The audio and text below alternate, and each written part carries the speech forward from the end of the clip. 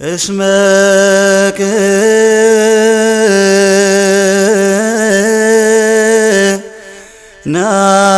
ناتبي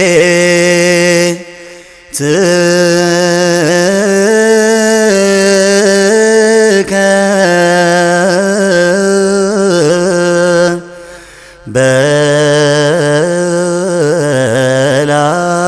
بلاني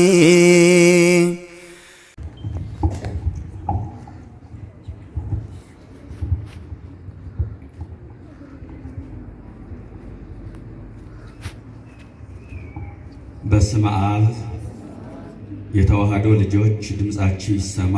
በስመ አብ ወወልድ ወመንፈስ ቅዱስ አሐዱ አምላክ አሜን። ክርስቶስ ተንሥአ እሙታን ድምጻችሁ ይሰማ። ክርስቶስ ተንሥአ እሙታን እንደዛ ነው እንዴ የሚባለው? ክርስቶስ ተንሥአ እሙታን አሰሮ ለሰይጣን ሰላም ኮነ።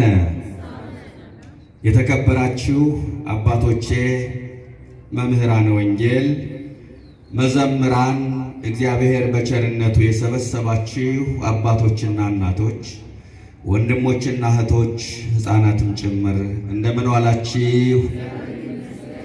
ለበረከት የጠራን እንድናመልከው የሰበሰበን ሥጋውን ቆርሶ ደሙን አፍስሶ ያዳነን ብርሃነ ትንሣኤውን እንድናይ የፈቀደልን የድንግል ልጅ የዓለም መድኃኒት አካላዊ ቃል ኢየሱስ ክርስቶስ ስሙ የከበረና የተመሰገነ ይሁን።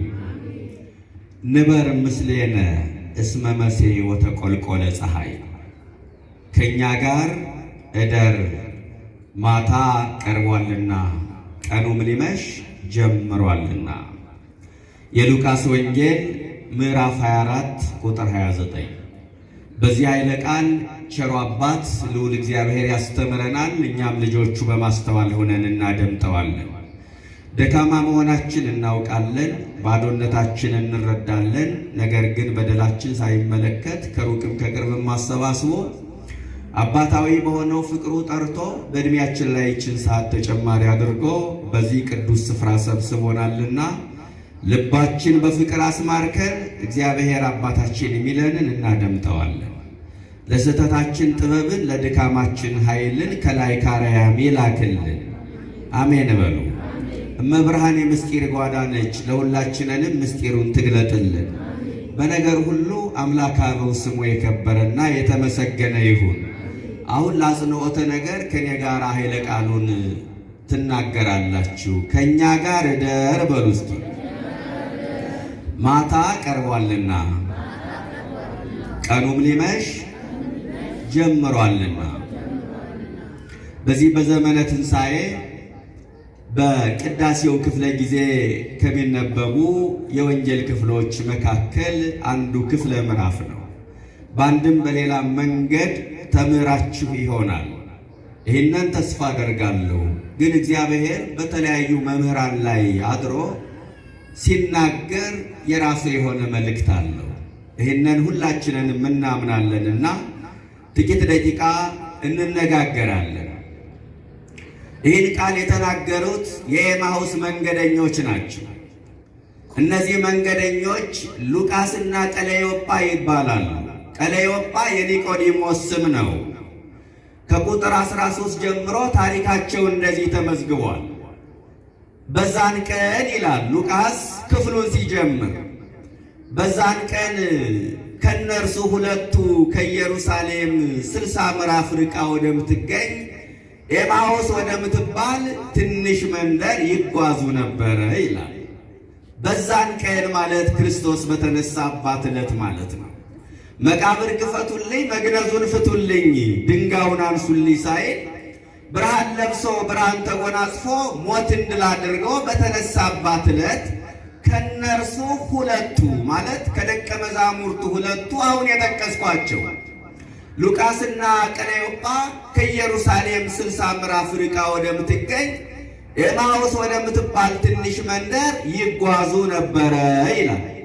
60 ምዕራፍ ማለት የተዋህዶ ልጆች 11 ኪሎ ሜትር ማለት ነው።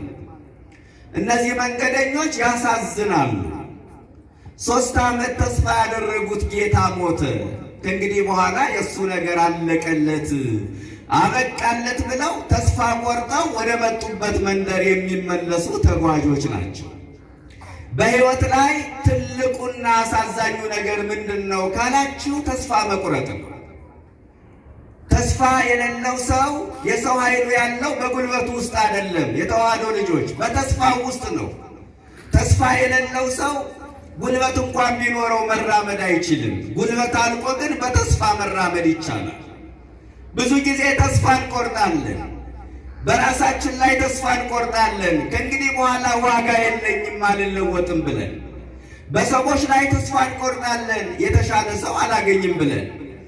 በአልፎ ተርፎ በእግዚአብሔር ላይ ሳይቀር ተስፋ እንቆርጣለን። የተስፋችን መሰረት ግን ማን ነው? ራሳችን ከሆን፣ ሁኔታዎች ከሆኑ፣ ሰዎች ከሆኑ ገና ብዙ ተስፋ የሚያስቆርጥ ነገር ይጠብቀናል። የተስፋችን መሰረት እግዚአብሔር ከሆነ ግን ገና ብዙ ተስፋ ይቀረናል። ተስፋ የቆረጥንባቸው ቀናት ብዙ ናቸው። እግዚአብሔር ግን ተስፋችን እያደሰ ዛሬ ላይ አድርሶናል። ተስፋ ሳንቆርጥ ቀርቶ እንዳይመስላችሁ፣ ተስፋ ተቀጥሎልን ዛሬ ላይ ራሳችን ያገኘን ሰዎች ነን። አንዳንድ ጊዜ ተስፋ መቁረጣችን ተጨባጭም ነገር ላይሆን ይችላል። የሆነውን ነገር ባለማወቅ ያለንንም ነገር ባለመረዳት ተስፋ እንቆርጣለን። ከነዚህ መንገደኞች ላይ የምናየው ይህን ነው። ተስፋ መቁረጣቸው ልክ አልነበረም። ሐዘናቸው ልክ አልነበረም። ለምን ካላችሁ ሐዘናቸው በመጽናናት ተለውጧላ። እነሱ ግን እንደ ቆመ ሰዓት ዓርብ ላይ ቆመዋል። መንፈቀ ሌሊት የተነሳውን ጌታ ማመን አልቻሉ። አያችሁ። ስለዚህ ተስፋ ቆርጠው ወደ መጡበት መንደር እየተመለሱ ነው። ወደ ኤማሁስ እየተመለሱ ነው።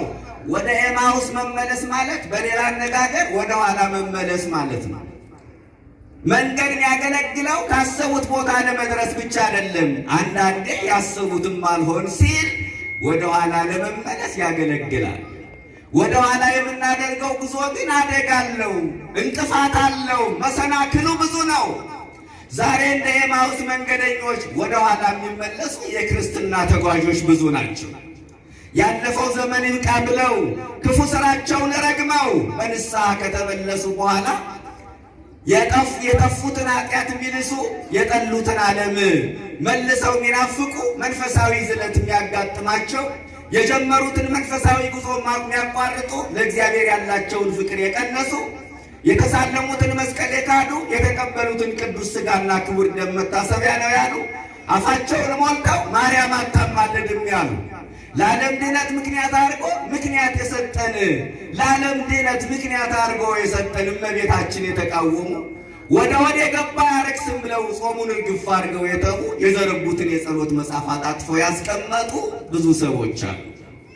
ትናንትና ሌሊት በሰዓታት ማለዳ በኪዳን ቀን በቅዳሴ የተጉ እንዳልነበረ ትጋታቸው በስንፍና መዝሙራቸው በዘፈን ምጽዋታቸው በስስት ሃይማኖታቸው በክዳት የተለወጠባቸው ብዙ ሰዎች አሉ። ጽናት ከማጣት ተቀድሶ ከመርከስ ወደ ኋላ ከመመለስ መድኃኔዓለም ይሰውረን። ወደ ኤማሁስ መመለስ ማለት በቃ ይሄ ነው። ወደ ኤማሁስ መመለስ ይሄ ነው። እረ በክርስትና ጉዞ ወደፊት እንጂ ወደ ኋላ መመለስ ጥሩ አይደለም። ክርስቲያኖች ጌታም ሲያስተምር እርሱ ይዞ ወደ ኋላ የሚያርስ የለም፣ መንግሥተ ሰማይ ወደፊት የቀናች ናትና አለ። ስለዚህ ከኤማሁስ ወጣው ከኢየሩሳሌም ወጣው ወደ ኤማሁስ ጉዞ እያደረጉ ነው። ወደ ፀሐይ መግቢያ፣ ወደ ፀሐይ መጥለቂያ መሽቷል። በዛ ላይ ደግሞ ሲጀመር ከኢየሩሳሌም መውጣት እኮ አደጋለሁ። የተዋህዶ ልጆች አደጋለሁ እኮ ታስታውሳላችሁ። በሉቃስ 10 ቁጥር 29 ላይ ከኢየሩሳሌም ወደ ኢያሪኮ ወጥቶ መንገድ ጀመረ አንድ ግለሰብ። ጥቂት እንደተጓዘ ወንበዴዎቹ አገኙትና ቀጠቀጡት። በሞትና በሕይወት መካከል አድርገውት አለፉ። ኢየሩሳሌም ቤተ ክርስቲያን ናት፣ ኤማሁስ ዓለም ናት። ከአማናዊቷ ኢየሩሳሌም ከቤተ ክርስቲያን ወጣችሁ ወደ ዓለም ስትኮበልሉ አደጋው የከፋ ነው። መሰናክሉ ብዙ ነው። እንቅፋቱ ብዙ ነው። እባካችሁ ምዕመናን ከይሽ ቤተ ክርስቲያን አትውጡ። በአንድም በሌላም መንገድ እየተሰናከላችሁ ከይሽ ቤተ ክርስቲያን አትራቁ። አደጋው የከፋ ነው የሚሆነው። ስለዚህ ከኢየሩሳሌም ወደ ኤማሁስ እየተጓዙ ናቸው እነዚህ መንገደኞች። ሐዘናቸው ለተስፋ መቁረጥ አሳልፎ ሰጣቸው። ተስፋ መቁረጣቸው ደግሞ በመልካም ምርጫቸው እንዲጸጸቱ አደረጋቸው። በመልካም ምርጫቸው መጸጸታቸው ደግሞ ወደ ኋላ እንዲመለሱ አደረጋቸው። አያችሁ ቅደም ተከተሉ። ሐዘን ለተስፋ መቁረጥ አሳልፎ ሰጣቸው። ተስፋ መቁረጥ ደግሞ በመልካም ምርጫቸው እንዲጸጸቱ አደረጋቸው። በመልካም ምርጫቸው መጸጸታቸው ወደ ኋላ እንዲመለሱ አስቻላቸው። የሰው የውርደቱ ፍጻሜ በመልካም ምርጫው የተጸጸተ ዕለት ነው። ምርጫችሁ የተበላሸ ቀን እባካችሁ ጸልዩ። ከቤተ መቅደሱ አዳራሹን የመረጣችሁ ዕለት፣ ከሕይወት ሞትን፣ ከቅድስና ርኩሰትን፣ ከበረከት መርገምን የመረጣችሁ ዕለት፣ ያኔ ምርጫችሁ ተበላሽቷልና የተዋሕዶ ልጆች እባካችሁ ጸልዩ። በመጽሐፍ ቅዱስ ታሪክ ምርጫቸው የተበላሸባቸው ብዙ ናቸው። ሰሎሞንን ታስታውሱት የለ? ምርጫው ስለተበላሸ ቤተ መቅደስ በሰራበት እጁ ጣዖት ቤት ሰራ። ለቤተ መቅደስ በተንበረከከበት እግሩ ለጣዖት ተንበረከከ። በእግዚአብሔር ፍቅር ልቡ እንዳልቀለጠ ሰሎሞን በሴቶች ፍቅር ልቡ ቀለጠ። ምርጫ ሲበላሽ ማለት ይሄ ነው። ምርጫችን እንዳይበላሽ መድኃኔዓለም ይርዳል። እነዚህ ሰዎች በመልካም ምርጫቸው ተጸጽተዋል። ይሆናል ብለን ነበረ፣ አልሆነም። 3 ዓመት እሱን በመከተላቸው ተጸጸቱ። ያድነናል ብለን ነበረ፣ እንኳን ሊያድነን ለራሱም አልሆነ ብለው ወደ ኤማሁስ እየገሰገሱ ናቸው። እንዴት ያሳዝናሉ! እንዴት ያሳዝናሉ! እነዚህ ደቀ መዛሙርት የጌታን ትንሣኤ ማመን መቻል ነበረባቸው። ስለ 3 ነገር፣ አንደኛ ጌታ በሕይወት እያለ እንደሚነሳ ነግሯቸዋል። ቃሎቹ እንደሚፈጸሙ ማመን መቻል ነበረባቸው።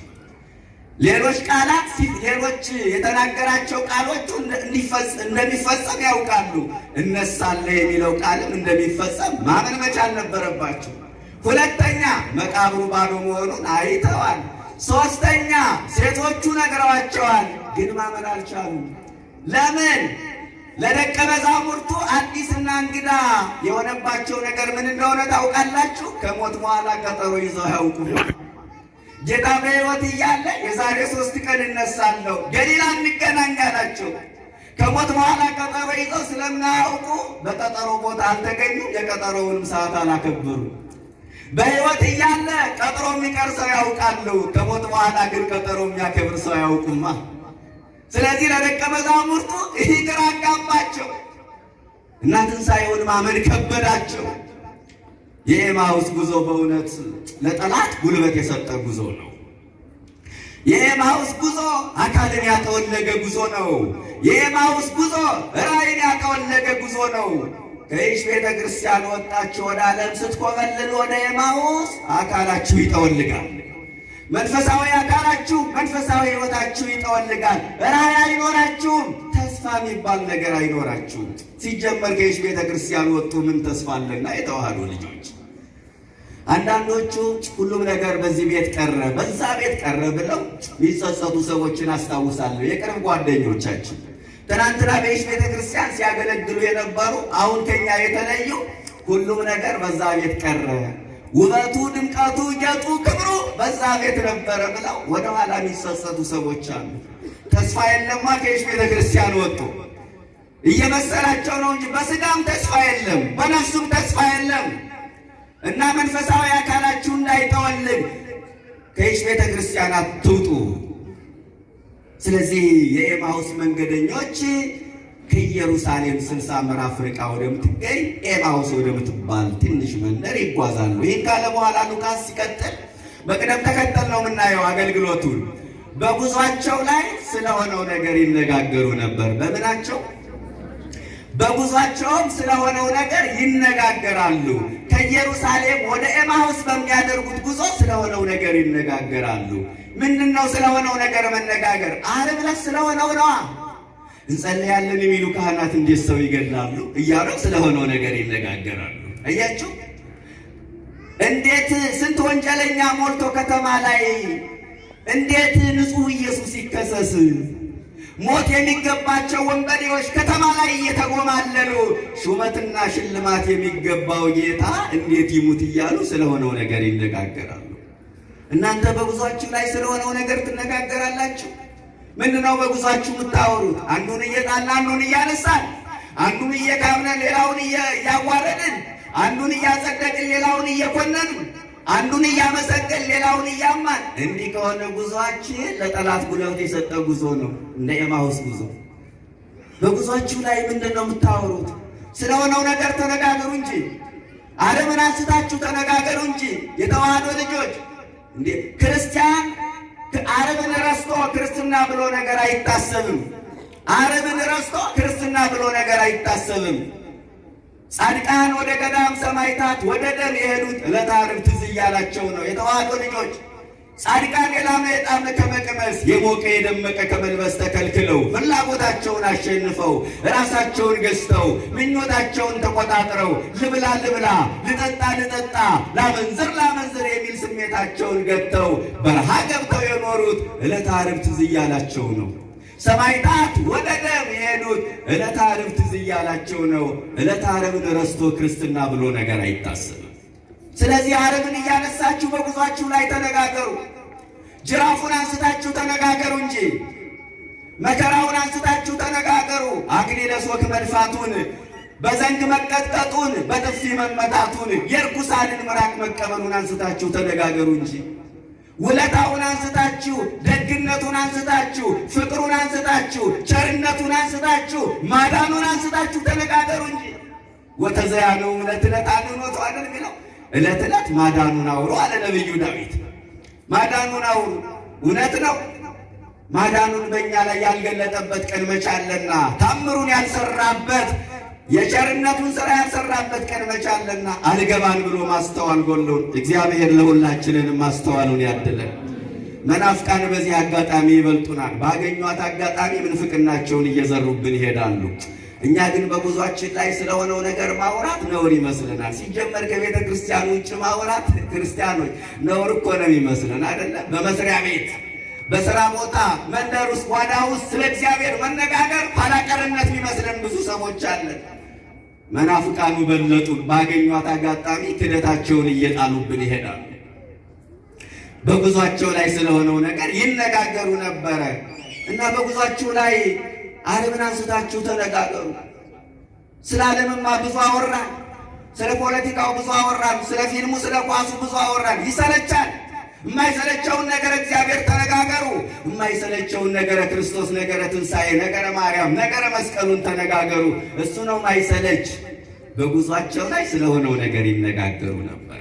እኔ ጋር ናቸው ግን እና በጉዟቸው ላይ ስለሆነው ነገር እየተነጋገሩ ሲሄዱ ስለሱ እያወሩ ሲጓዙ መድኃኔዓለም አብሯቸው መጓዝ ጀመረ። ክብርና ምስጋና ለስሙ ይሁን። አያቸው አብሯቸው መጓዝ ጀመረ። ስሙ ሲጠራ ማያስችለው ቢኖር የድንግል ልጅ መድኃኔዓለም ነው። ስለሱ እያወራን ስንጓዝ ሁለት ሆነን ምንጓዝ ከሆነ ሦስተኛ ሆኖ አብሮን ይጓዛል። ክፉ ክፉን ምናወራ ከሆነ አብሮን የሚጓዘው ጠላት ዲያብሎስ ነው። መግቢያ ቀዳዳ አግኝቷላ። ለመረከበ ንስቲተ ሙባ ውቱን ያርህቦ። ሰይጣን ጥቂት ቀዳዳ ካገኘ ማስፋፋቱን ያውቅበታል። አንዳንዶቻችን ወደንና ፈቅደን ሰይጣንን ምንጠራ ሰዎች አለን። ክፉ ነገር እያወራን ማይገባ ነገር እየተናገርን በር ምንከፍት ሰዎች አለን። ለሰይጣን መንገድ ምንጠርግ ሰዎች አለን። ጥሩ አይደለም። ይታው ፍኖተ ለሰይጣን ነዋ። ለሰይጣን መንገድ አትክፈቱ። በጉዟችን ላይ ደግደጉን ስናወራ፣ መልካም መልካሙን ስናወራ አብሮን የሚጓዘው መድኃኔዓለም ነው። ክፉ ክፉን ስናወራ አብሮን የሚጓዘው ጠላት ዲያብሎስ ነው። ስለሱ ሲያወሩ መድኃኔዓለም መጓዝ ጀመረ። ጥቂት እንደተጓዘ እነሱ ግን እንዳያውቁት ዓይናቸው ተይዞ ነበረ ይላል። ይቀጥልና እንዳያውቁት ምናቸው ተይዞ ነበረ? ዓይናቸው ተይዞ ነበረ። ዓይናቸውን የያዘው ምንድን ነው? አለማወቅ ነዋ። ዓይናቸውን የያዘው ምንድን ነው? አለማመን ነዋ። ዓይናቸውን የያዘው ምንድን ነው? ጥርጥር ነዋ። ዓይናቸው ተይዞ ነበረ። ዛሬ ክርስቶስን እንዳያዩ ናቸው የተያዘባቸው። ድንግልን እንዳያዩዋት የታደሉት በዚህ ሰሞን አይተዋታል እኮ አይደለ? 5 ቀን ተገልጣላቸው አይተዋታል። ስለ እሷ ማስተምር እንዴት ደስ ባለኝ።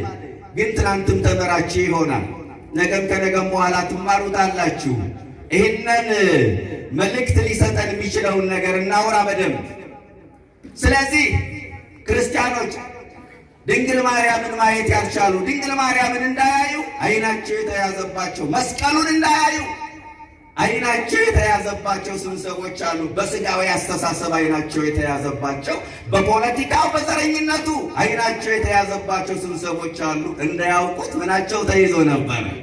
ዓይናቸው ተይዞ ነበረ። እንዴት ያሳዝናሉ! 3 ዓመት ያስተማራቸው ጌታ በ3 ቀን ጠፋቸው። እኛም እኮ እንዲህ ነን። ለብዙ ዘመን ደግነቱን እናወራና መልካምነቱን እናወራና ውለታውን እንመሰክርና በአደባባይ ውለታውን መስክረን እናስጨበጭብ እልል እናሰኝና 3 ቀን ባልሞላ ፈተና መድኃኔዓለም ይጠፋብናል። ከዚህ ይሰውልን። 3 ቀን ባልሞላ ፈተና ብሶት ማውራት እንጀምራለን። ኧረ እግዚአብሔር ትቶኛል፣ ረስቶኛል፣ እሱ የለም ማለት እንጀምራለን። ከመኖሩ የለም ማለት እንጀምራለን።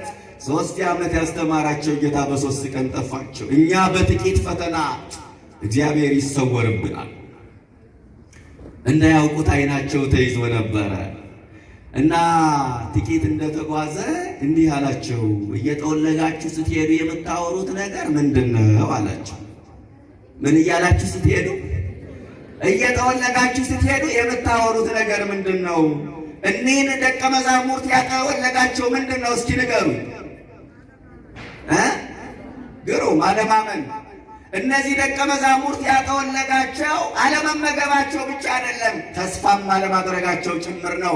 ተስፋ መቁረጥ ከረሃብ በላይ ያጠወልጋላ። አንዳንዴ ጥሩ እንበላለን፣ ጥሩ እንለብሳለን፣ ጥሩ እንጠጣለን፣ በቂ የረፍት ጊዜ እንወስዳለን፣ በቂ የረፍት ቦታ እናዘጋጃለን፣ ግን አቅም የለንም። አቅማችን ከሚነሱን ነገሮች አንዱ ተስፋ መቁረጥ ነዋ። ተስፋ መቁረጥ ነው። ስለዚህ በተስፋ መቁረጥ ጠውልገዋል። ሞተውን ለእግዚአብሔርን በማሰብ ጠውልገዋል። ዓይናቸው በእንባ ተሞልተዋል። ፊታቸው በሐዘን ጠቁሯል። ግንባራቸው ተቋጥረዋል። ይገርማል። እየተወለጋችሁ ስትሄዱ የምታወሩት ነገር ምንድን ነው አላቸው።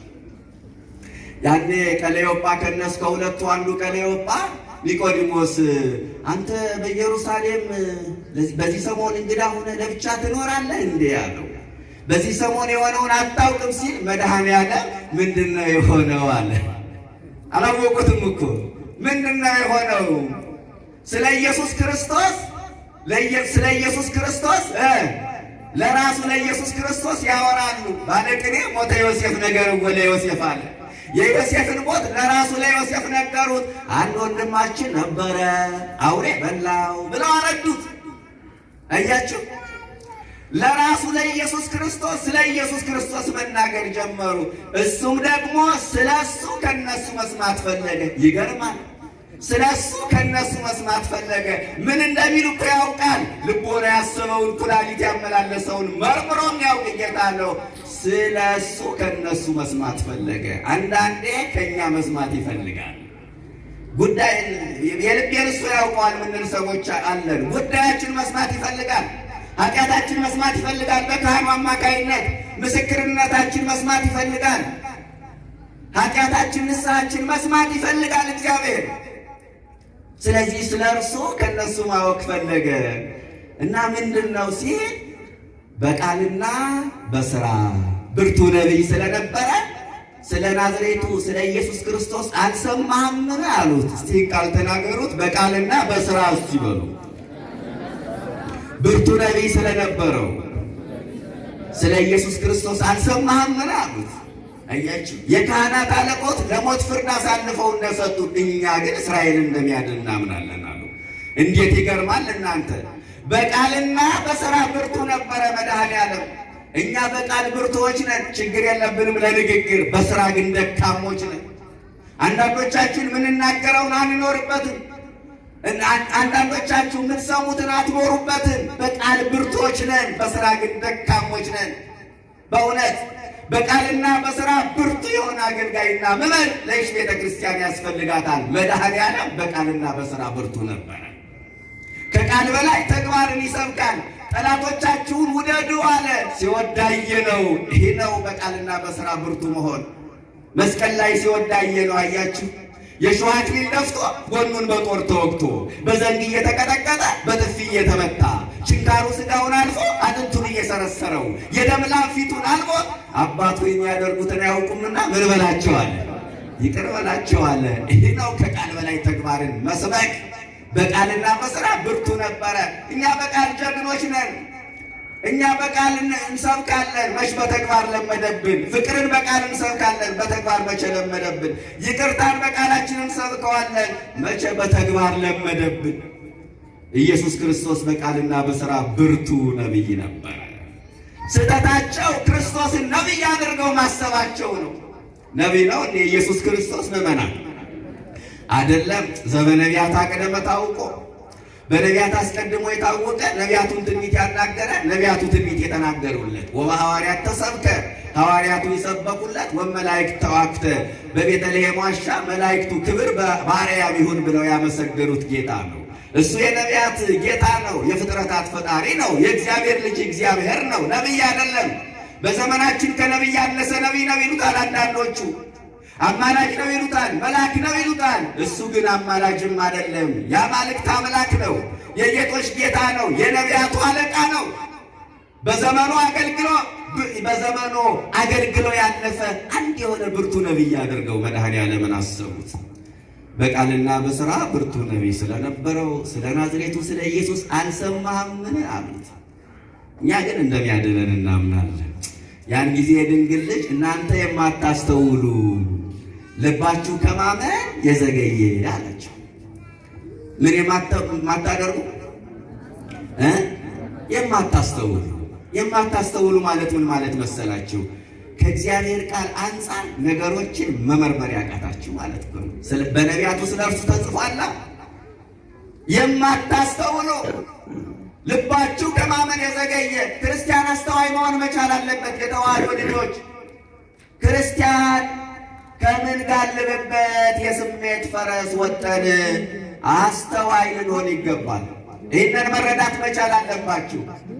አንዳንዶቹ ክርስቲያን ከሌላው ልዩ የሚያደርገው የተዋህዶ ልጆች ጥበብና ማስተዋልን ገንዘብ ሲያደርግ ነው። ኧረ ባለማስተዋል ሰውንም እግዚአብሔርንም አሳዝነነዋል። ኧረ ባለማስተዋል ያበላሻናቸው ነገሮች አሉ። ኧረ ባለማስተዋል ያጣናቸው ነገሮች አሉ። ባለማስተዋል እንደ ሀገርም ተጎድተናል። ባለማስተዋል ሕይወት ተቀጥፏል። ባለማስተዋል ንጹሕ ደም ፈሷል። ባለማስተዋል ንብረት ወድሟል። ባለማስተዋል ቤት ፈርሷል። ባለማስተዋል አዝመራ ተቃጥሏል። ባለማስተዋል መቅደሱ ተፈርሷል። ባለማስተዋል ለዓመታት ከኖሩበት ቀያቸው መጤነች ተብለው ተፈናቅለዋል። እግዚአብሔር ማስተዋሉን ለሁላችንን የሚያድለን። እናንተ የማታስተውሉ ልባችሁ ከማመን የዘገየ፣ ለማመን የዘገዩ፣ ለክህደት የፈጠኑ፣ ለንስሐ ለቁርባን የዘገዩ፣ ለሌላ ነገር የፈጠኑ፣ የእግዚአብሔርን ቃል ለመስማት የዘገዩ፣ ያለምን ጫጫታ ለመስማት የፈጠኑ፣ ለበረከት የዘገዩ፣ ለመርገም የፈጠኑ፣ ለጸሎት ለቅዳሴ የዘገዩ፣ ሲኒማ ለማየት ፊልም ለማየት ግን የፈጠኑ፣ መጽሐፍ ቅዱስ ለማንበብ የዘገዩ፣ ጋዜጣ ለማንበብ የፈጠኑ፣ ለመዝሙር የዘገዩ፣ ለስድብ የፈጠኑ ስንት ሰዎች አሉ መሰላችሁ? ሰይጣን እኛን ከሚያዘገይበት ነገር አንዱ፣ ከሚፈትንበት ነገር አንዱ በመልካም ሥራ ማዘግየት ነው። ይህ አይገባል። ከዛሬ ነገ ንስሐ ትገባለህ ይለናል። ከዘንድሮ ከርሞ ትቆርባለህ። አሁን ብዙ ጣጣ አለብህ። መቼ ያንን ጨረስከውና የቤትህን ጉድ ይላል። መልካም መስሎ አዛኝ መስሎ ተቆርቋሪ ቅቤ አንጓች መስሎ ሰይጣን ያታልለናል። ማዘግየቱ ፈተና አይመስለንም። ሰይጣን እኛን ከሚፈትንበት ነገር አንዱ ማዘግየት ነው። ሲያዘገየን ደግሞ ከፊት ለፊታችን የሞት ድግስ አስቀምጦ ነው። በመጽሐፈ መሳፍንት ምዕራፍ 19 ቁጥር 5 ላይ ያለውን ቃል ገብታችሁ አንቡት። ወደዛ አልገባም፣ ጊዜ አይበቃኝም። ወደዛ ገብታችሁ አንቡት። ሰይጣን በማዘግየት ምን አይነት ስራ እንደሰራ ታገኛላችሁ። ባልና ሚስቱ ላይ የሰራውን ስራ። ስለዚህ እናንተ የማታስተውሉ ልባችሁ ከማመን የዘገየ አላቸው። እንዲህ እየወቀሳቸው ሙሴ ስለ እርሱ የጻፈውን ነቢያት ስለ እርሱ የተረኩትን እየነገራቸው ጉዞው ተጀመረ። ትረካው ጣፍቷቸዋል።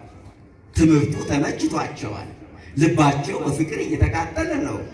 መንታ መንገድ ላይ ሲደርሱ መድኃኔዓለም ልሄድ መሰለ። ምን ሊል መሰለ?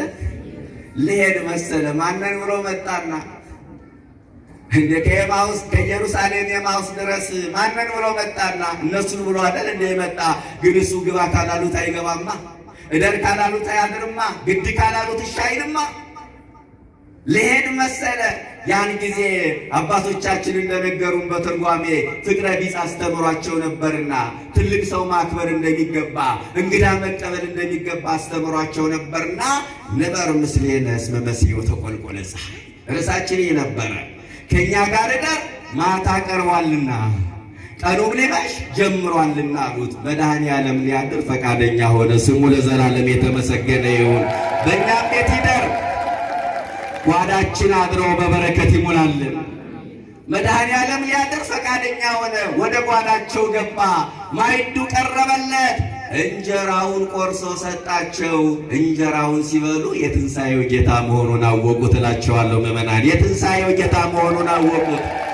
እንጀራውን ቆርሶ ሲሰጣቸው የትንሣኤው ጌታ መሆኑን አወቁት። እንጀራውን ሲበሉ ዓይናቸው ተገለጠ። እረ ስሙ ለዘላለም የተመሰገነ ይሁን። ዓይናቸው ተገለጠ። ይገርማል። እንጀራውን ሲበሉ እንዴት አወቁት? እንደው እጁን አይተው ይሆን? አቆራረሱን እንዴት አቆራረሱን ያውቁታል። አቆራረሱን ያውቁታል። በእጁ እኮ ነው ያወቁት። እጁን አታውቁትም ምዕመናን? አታውቁትም? እጁን ያልቀመሳለ ቸርነቱ ያልደረሰው ሰው አለ? የስጦታ እጁን ወቁለት እባካችሁ። ልፍደት የማያውቁ እጆች አሉት፣ ለጋሽ እጆች አሉት። አንዴ መስጠት ከጀመረ እየደጋገመ መስጠት የሚችል እጅ አለው። ብዙ ለጋሽ ሀገራት እርዳታ ሰጪ ድርጅቶች አሉ። በለጋሽነቱ ተወዳዳሪ የሌለው የእርዳታ እጆቹን ማያጥፍ ባለጸጋ መድኃኔዓለም ብቻ ስሙ ለዘላለም የተመሰገነ ይሁን። እሱ ብቻ ነው። የበረከት እጁን ወቁለት እንጂ ምዕመናን፣ የፈውስ እጁን ወቁለት። ጆሮ ከመስማት አልደነቆረችም፣ እጁም ከማዳን አላጠረችም ተብሎ ተጽፏል። ስንቱ ተፈወሰ በምህረት እጁ። ሐኪም ያልደረሰለት በመድኃኔዓለም እጅ የተፈወሰ ስንቱ ነው። የታምራት እጁን ወቁለት እንጂ ክርስቲያኖች፣ የፍቅር እጁን የይቅርታ እጁን ወቁለት እንጂ ስንት ቀን የፍቅር እጆቹን ዘርግቶ በሩ ላይ ተቀበለን። ይህንን እጅ የማያውቅ ካለ ሌላ ችግር ነው። እጁን አወቁት። እንጀራውን በእጁ ቆርሶ ሲሰጣቸው አወቁ። ዓይናቸውም ተገለጠ። ጠፍቶ ነበር እንዴ ምዕመናን? ጠፍቶ ነበር እንዴ? ምን ማለት ነው? ከኢየሩሳሌም ወደ ኤማሁስ እኮ በሥጋዊ ዓይናቸው ነው የተጓዙ፣ ያውም 11 ኪሎ ሜትር እና ታዲያ ዓይናቸው ጠፍቶ ነበር እንዴ? የለም፣ ሥጋዊ ዓይናቸውም አለ፣ ዓይነ ሕሊናቸው ግን ጠፍቶ ነበረ። ውሳጣዊ ዓይናቸው ጨልሞባቸው ነበረ። ለካስ ሁለት ዓይን አለን። ወብነ ክልኤቲ ዓይን አሐቲ ዘውስጥ ወአሐቲ ዘአፋ፣ ሁለት ዓይን አለን፣ አንዱ የውስጥ ነው፣ አንዱ ደግሞ የውጭ ነው አለ ሊቁ ዮሐንስ አፈወርቅ። ለዚህ ነው በዓለሙ ትምህርት 5 የስሜት ሕዋሳት እንዳሉ ይነገራል። በመንፈሳዊው አስተምህሮ 10 የስሜት ሕዋሳት አሉ። ለዚህ ነው ሊቁ አትናቴዎስ ይትረሃዋ አዕይንት ዘውስጥ ይትረሃዋ አዕይንት ዘውስጥ አለ። የውስጥ ዓይኖች ይከፈቱ። ይትረሃዋ አዕዛን ዘውስጥ ዋኮ እለ ትኩላት በአፋ፣ የውስጥ ጆሮዎች ይከፈቱ፣ በውጭ የተንጠለጠለው ጆሮ አይደለም አለ። የውስጥ ዓይን አለ፣ የውጭ ዓይን አለ። የውስጥ ጆሮ አለ፣ የውጭ ጆሮ አለን። ስለዚህ 10 የስሜት ሕዋሳት በድምሩ ይመጣል። ዓይናቸው ተገለጠላቸው። እንጀራውን ሲበሉ እንጀራውን ብሉና ዓይናችሁ ይገለጥላቸዋል። ሥጋ ወደሙ ተቀበሉ፣ ዓይነ ሕሊናችሁ ይበራል። ምዕመናን፣ ሥጋ ወደሙ ተቀበሉ ሲባሉ ዓይኔ ቢጠፋስ የሚሉ ሰዎችን በገጠር አስታውሳለሁ። ሥጋ ወደሙ ዓይን ያበራል እንጂ ያጠፋል እንዴ? ምዕመናን፣ ዓይናቸው ጠፋ ነው የሚለው፣ እንጀራውን ሲበሉ ተገለጠ ነው የሚለው። ተገለጠ እኮ ነው። መንጉሱ ሲባሉ ዕድሜ ያጥራል የሚሉ ሰዎችን አውቃለሁ። እንዴ መንጉስና ዕድሜ ያሳጥራል እንዴ? እንዲያውም መነኩሴ ዕድሜው ረጅም ነው። ዓይናቸው ተገለጠ። እንጀራውን ሲበሉ ጌታ ነህ እንዴ ብለው እንዲህ ሊስሙት ሳለ በመካከላቸው ተሰወረ። አይ ቁጭት፣ አይ ጸጸት። ከዛ በኋላ መጸጸት ተጀመረ። እንደዛ አልገባን ብሎ መንገድ ላይ እንደዛ እየነገረ ይህን የምስራችማ ሳንናገር አናድርም ብለው ለጓደኞቻቸው ሊያበስሩ እንደገና 11 ኪሎ ሜትር ወደ ኢየሩሳሌም ተመለሱ። በድምሩ ስንት መሆኑ ነው? 22 ኪሎ ሜትር። በዛ ለሰውነት ባልበላ እንጀት 22 ኪሎ ሜትር መጓዝ ይቻላል ምዕመናን? ኧረ አይቻልም። ተስፋ ቆርጠው ነው ከኢየሩሳሌም ወደ ኤማሁስ የመጡት። አሁን ግን ተስፋ ሰንቀው ወደ ኢየሩሳሌም ተመለሱ። ወደ ኤማሁስ ሲሄዱ ፀሐይ ጠልቃ ነበረ። ወደ ኢየሩሳሌም ሲመለሱ ፀሐይ ብትጠልቅም የጽድቁ ፀሐይ ግን መድኃኔዓለም ወጥቶላቸዋል። ስሙ ለዘላለም የተመሰገነ ይሁን። የጽድቅ ፀሐይ ወጥቷል። ስለዚህ ወደ ኢየሩሳሌም ተመለሱ። ይገርማል። ወደ ኢየሩሳሌም ተመለሱ። እባካችሁ ወደ ኢየሩሳሌም ተመለሱ። ኢየሩሳሌም ቤተ ክርስቲያን ናት ብለናል። ይሄ ያቋረጥነውን አገልግሎት እንድንቀጥል የሚያስችል አገልግሎት ነው ይህ ሐሳብ። ወደ ኢየሩሳሌም ተመለሱ። የሰው ልጅ ፍጻሜው ሲያምር እንዴት ያምራል መሰላችሁ? የሰው ልጅ ፍጻሜው አንዳንዱ ጅምሩ መልካም ይሆንና ፍጻሜው ይበላሻል። አንዳንዱ ጅምሩ መጥፎ ይሆንና ፍጻሜው ያምርለታል። እነዚህ ሰዎች ጅምራቸው መልካም አልነበረም። ለምን? ወደ ኤማሁስ ነዋ የተመለሱት። አሁን ደግሞ ወደ ማን ተመለሱ? ወደ ኢየሩሳሌም። አረ ፍጻሜ ሲያምር እንዲህ ነው። መድኃኔዓለም ፍጻሜያችን ያሳምርልን፣ ያሳምርልን በእውነት። አዎ አንዳንዱ በወጣትነቱ ይቆርባል፣ ያስቀድሳል፣ አስራት በኩራት ያወጣል። ፍጻሜው ደግሞ ገደል ውስጥ ይገባል። አንዳንዱ ደግሞ እንዲያው በዓለም ተውጦ ይቆይና ከዛ በኋላ ፍጻሜው ሲያምርለት እናያለን በንስሐ። ፍጻሜያችን ያሳምርልን። ወደ ኢየሩሳሌም ተመለሱ። ወደ ባካችሁ ወደ ኢየሩሳሌም ተመለሱ። ወደ ቤተ ክርስቲያን ተመለሱ። ምዕመናን ያቋረጣችሁትን የበረከት ሥራ፣ ያቋረጣችሁትን ቅዳሴ፣ ያቋረጣችሁትን ወንጌል፣ ያቋረጣችሁትን አስራት በኩራት እንደገና ወደ ኢየሩሳሌም ተመለሱና ቀጥሉበት። ያቋረጥነውን እንድናስቀጥል የሚያስችል ሐሳብ ነው ይህ ሐሳብ። ወደ ኢየሩሳሌም ተመለሱ። ለካስ መድኃኔዓለም ይገርማል እኮ ለሁለቱ በታየበት ቅጽበት ኢየሩሳሌም ላሉ ለ11ዱ ደግሞ በተመሳሳይ ሰዓት ታይቷቸዋል። እነሱ የምሥራቹን ሊያወሩ ከመሸ ወደ ኢየሩሳሌም ሄዱ። ወደ ቤት ገብተው ጌታ ተነስቷል እኮ ብለው ሊነግሯቸው ሳለ ቤት ውስጥ ያሉት ሰዎች ምን አሉ? በአማን ተንሥአ ክርስቶስ ወአርአዮ ለስምዖን ጴጥሮስ። በእውነት ጌታ ተነስቷል፣ ለስምዖንም ታይቷል አሏቸው። ክብርና ምስጋና ለስሙ ይሁን። ለስምዖንም ታይቷል። ጌታ ተነስቷል፣ ለስምዖንም ታይቷል። ደስታ ሊናገሩ ሂደው ደስታ ጠበቃቸው።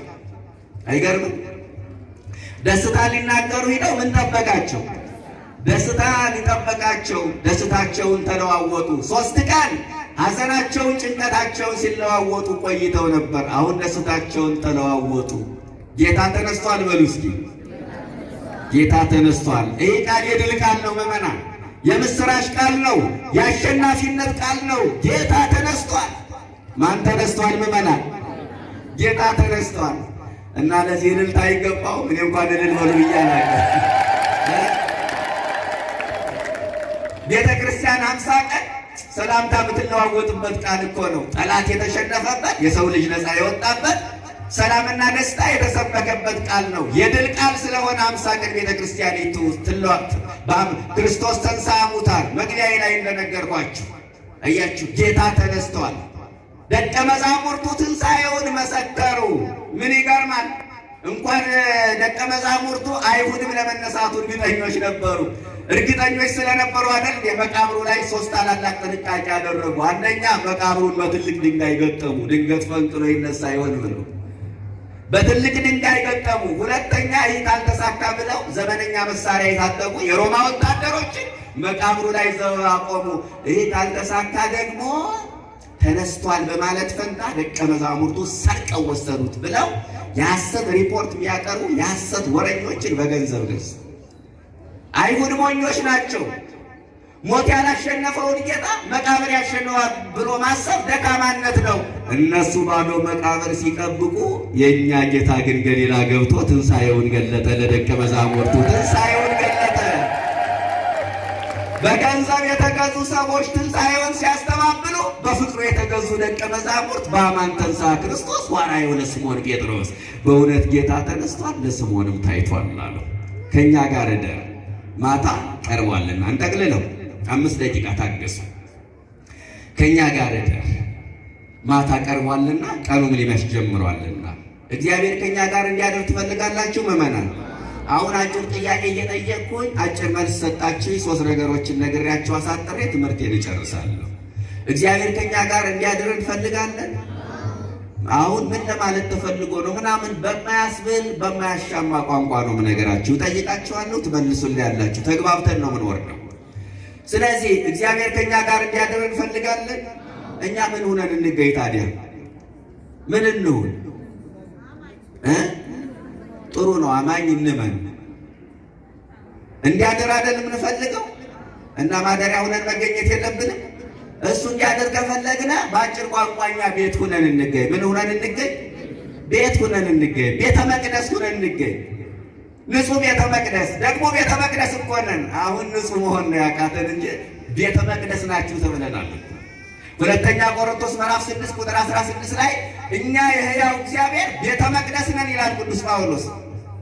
የቆሮንቶስ ምዕመናን ቤተ መቅደሱን እያከበሩ የእግዚአብሔር መቅደስ የሆነ ሰውነታቸውን በኃጢአት ያዋርዱ ስለነበረ ጳውሎስ ቀረብ አለና ቤተ መቅደሱን ማክበራችሁ ጥሩ ነው አለ።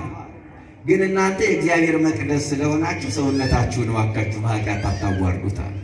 ዛሬም እንዲህ አይነት ሰዎች አሉ። የእግዚአብሔር መቅደስ ቤተ መቅደሱን ያከብራሉ፣ ጥሩ ነው። የእግዚአብሔር መቅደስ የሆነ ሰውነታቸውን በኃጢአት ያዋርዳሉ።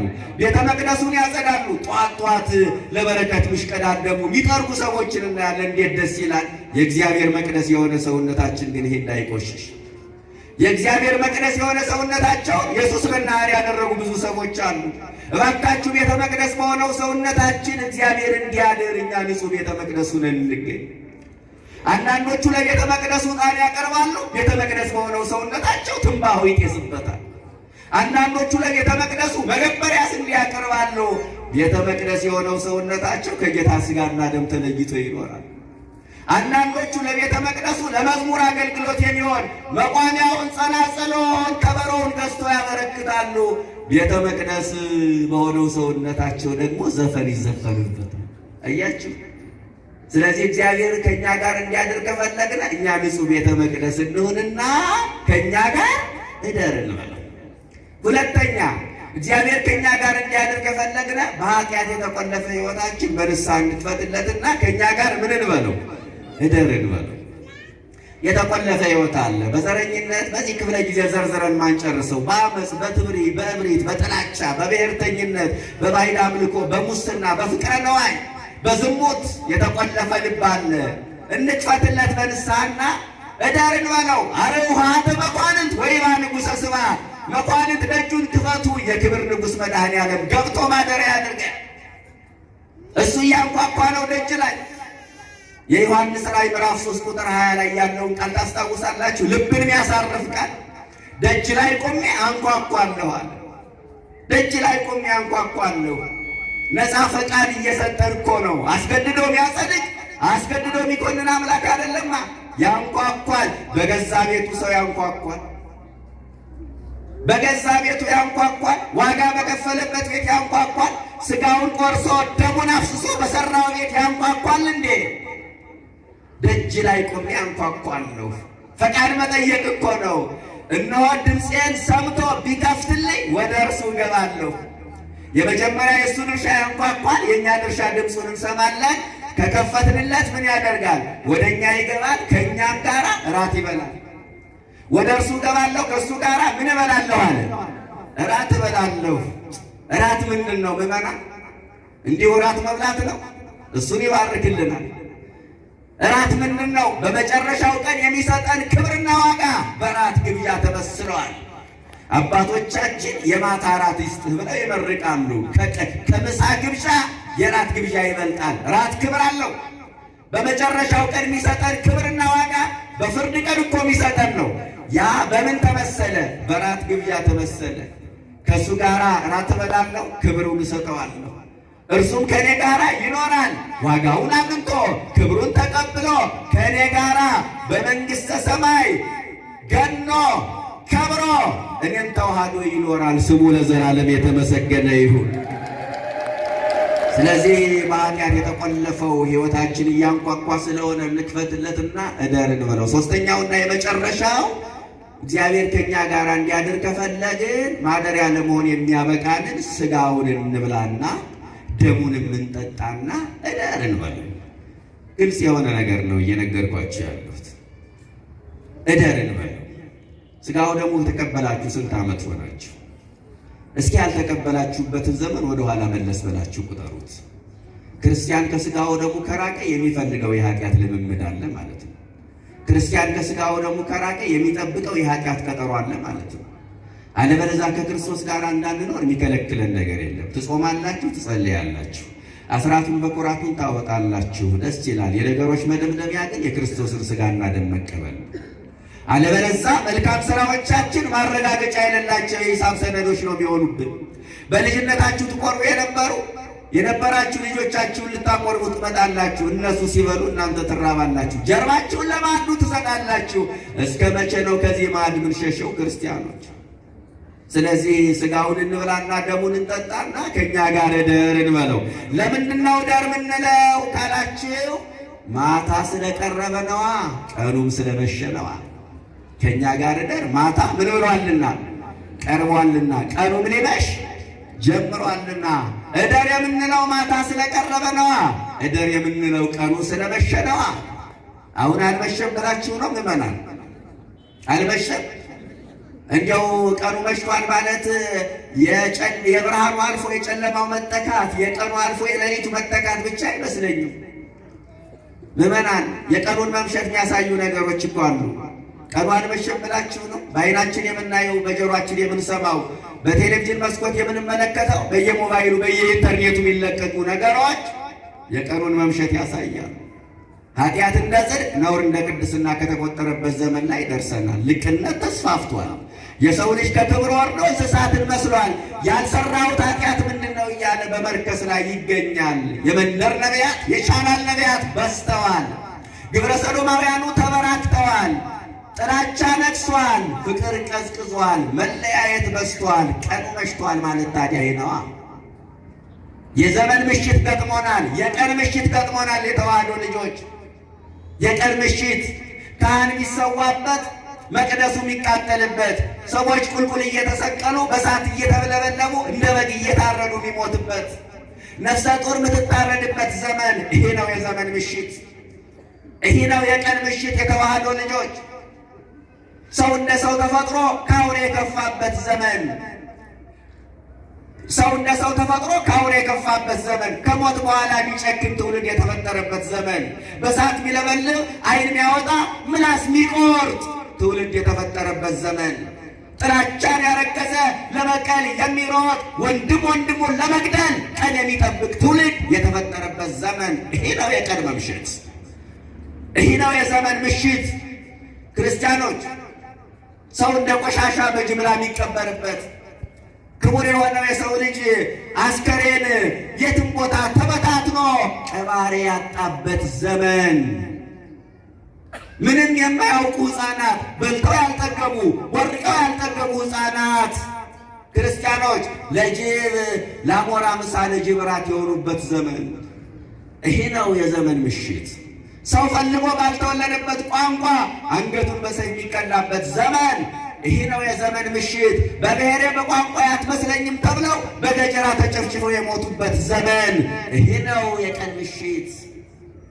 ይሄ ነው የቀን ምሽት። የተዋህዶ ልጆች ሰው ቤት ተዘግቶበት በላዩ ላይ እንጨት ተከምሮበት እንደ ደመራ የሚነድበት ዘመን፣ አዝመራ የሚቃጠልበት፣ የሰው ሕይወት የሚቀጠፍበት፣ ንጹሕ ደም የሚፈስበት ይሄ ነው የዘመን ምሽት።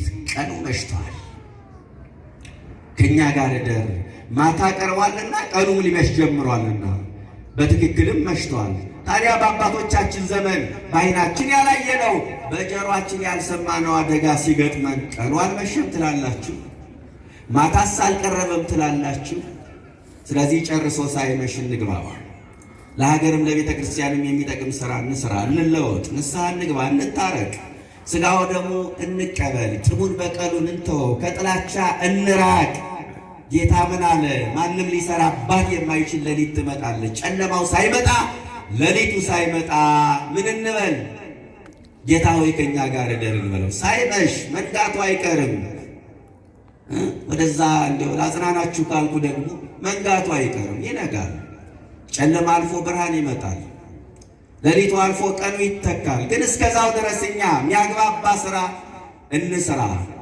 ከክፋት በጎነትን፣ ከጸብ ፍቅርን፣ ከጥላቻ ይቅርታ፣ ከበረከት ከመለያየት አንድነትን ገንዘብ አድርገን ጌታ ሆይ ከኛ ጋር እደር ልንለው ይገባል። ያስተማረን የገሰጸን አምላካችን ስሙ የተመሰገነ ይሁን። ለብርሃነ ዕርገቱ በሰላም ያድርሰን። ወስብሐት ለእግዚአብሔር።